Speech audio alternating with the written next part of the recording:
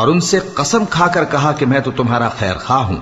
غرض مردود نے دھوکہ دے کر ان کو معصیت کی طرف کھینچ ہی لیا۔ سو جب انہوں نے اس درخت کے پھل کو کھا لیا تو ان کی شرمگاہیں کھل گئیں اور وہ بہشت کے درختوں کے پتے توڑ توڑ کر اپنے اوپر چپکانے اور سطر چھپانے لگے۔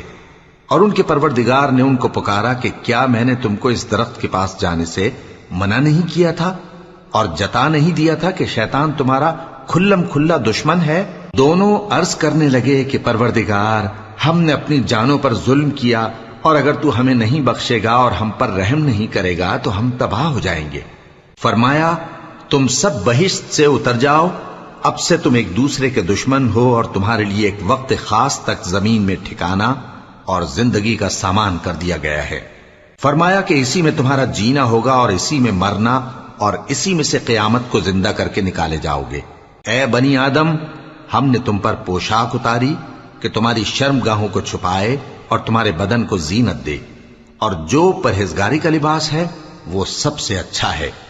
یہ اللہ کی نشانیاں ہیں تاکہ لوگ نصیحت حاصل کریں۔ اے بنی آدم، دیکھنا کہیں شیطان تمہیں بہکا نہ دے، جس طرح تمہارے ماں باپ کو بہکا کر بہشت سے نکلوا دیا اور ان سے ان کے کپڑے اتروا دیے تاکہ ان کے سطر ان کو کھول کر دکھا دے۔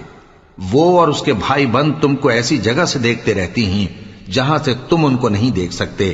ہم نے شیطانوں کو انہی لوگوں کا رفیق بنایا ہے جو ایمان نہیں رکھتے، اور یہ لوگ جب کوئی بے حیائی کا کام کرتے ہیں تو کہتے ہیں کہ ہم نے اپنے بزرگوں کو اسی طرح کرتے دیکھا ہے، اور اللہ نے بھی ہم کو یہی حکم دیا ہے۔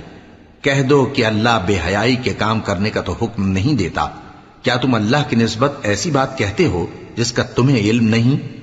کہہ دو کہ میرے پروردگار نے تو انصاف کرنے کا حکم دیا ہے، اور یہ کہ ہر نماز کے وقت سیدھا قبلے کی طرف رخ کیا کرو اور صرف اسی کی عبادت کرو اور اسی کو پکارو۔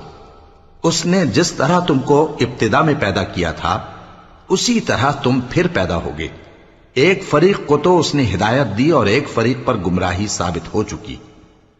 ان لوگوں نے اللہ کو چھوڑ کر شیطانوں کو رفیق بنا لیا اور سمجھتے یہ ہیں کہ ہدایت یاب ہیں۔